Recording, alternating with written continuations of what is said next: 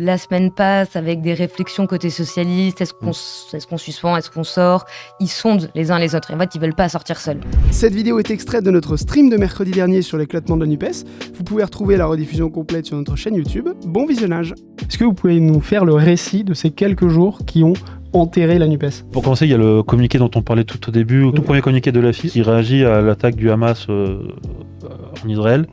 Donc le communiqué dont on parlait qui avait été perçu comme insuffisant, ne condamnant pas suffisamment, relativisant presque l'attaque. Le lundi, Manuel Bompard est invité des 4 vérités sur France 2, où là il dit qu'il condamne fermement ce qui s'est passé. Donc les gens se disent il y a du mieux. Au sein de LFI, ce communiqué, il est reçu comment en fait?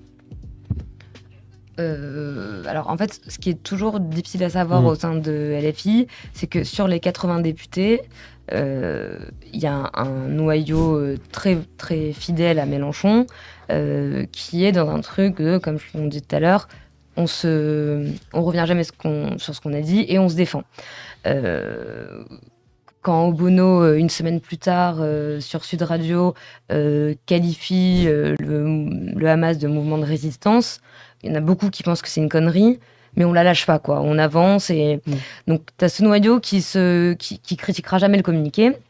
Il y a tout ce qu'on appelle le ventre mou des députés. Des non alignés. Qui sont ou des non alignés, c'est peut-être moins désagréable.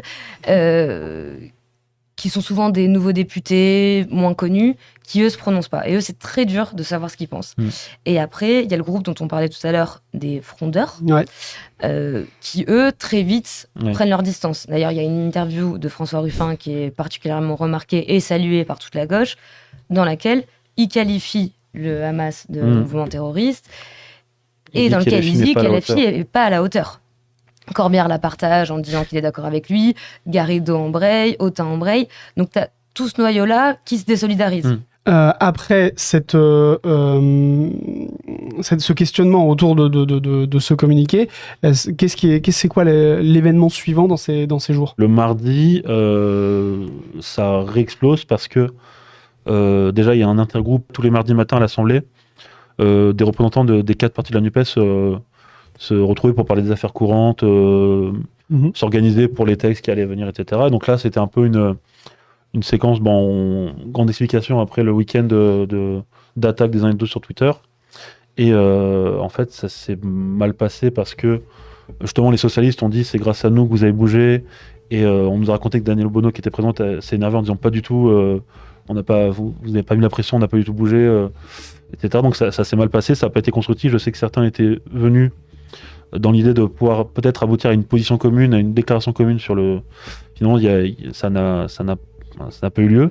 Et surtout, le même jour, le mardi, il y a Mathilde Panot qui est interrogée longuement, et le journaliste il demande est-ce que le Hamas est terroriste, et là, elle ne répond pas que c'en est un, et en plus, il y a un moment d'hésitation où elle se retourne, puis c'était à la toute fin de la conférence de presse, donc du coup...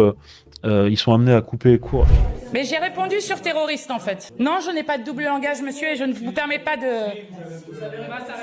La conférence de presse en a été trop parce que les mêmes socialistes, notamment Jérôme Guedj, qui a beaucoup critiqué le communiqué insoumis, et même Olivier Faure, ils sont tout de suite repartis sur Twitter en disant que c'est une honte.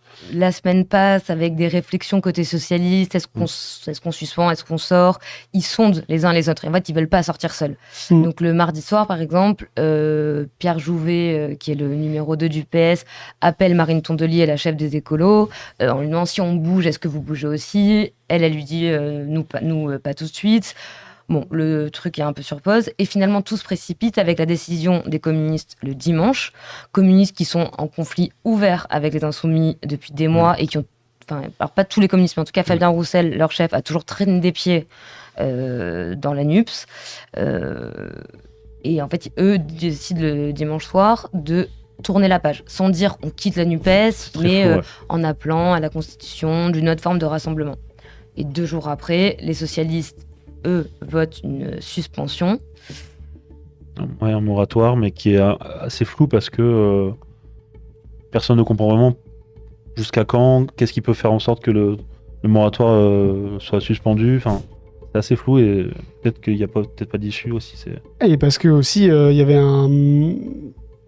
Olivier Faure Mhm. ne voulait pas sortir de la NUPES nécessairement.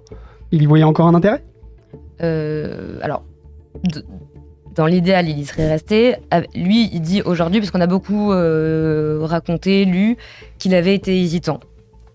En fait, le premier, comme disait Sacha, le premier à attaquer, c'est le député Jérôme Guedj. C'est intéressant parce que c'était un des plus unitaires du PS. Et le plus mélenchoniste des socialistes. Et voilà. Qui a été un proche de Mélenchon pendant des années, qui était en froid avec lui depuis 15 ans et auquel il reparlait depuis cet été. C'est lui le premier qui attaque le dimanche en disant que la question de la NUPES se pose désormais et il prend tout le monde un peu au dépourvu. C'est ça qui embête fort, c'est que il trouve qu'il va trop vite, que dans un moment de conflit, de drame, on peut pas poser la question des équilibres internes de la gauche, qu'il y a quelque chose d'indécent à faire ça. Donc il essaye de calmer le jeu, mais je pense que très vite, il voit qu'il va falloir prendre une décision. Surtout qu'il a, comme disait Charlotte, il a la pression des anti-NUPES qui... on a Carole Delga, Anne Hidalgo qui font des interviews des tribunes à n'en pas finir pour justement mettre la pression. Donc il a vraiment cette pression de... Mais pas seulement. Et d'ailleurs, Guedj, quand il attaque, après il nous raconte qu'il le fait parce qu'il se dit « je ne veux pas laisser...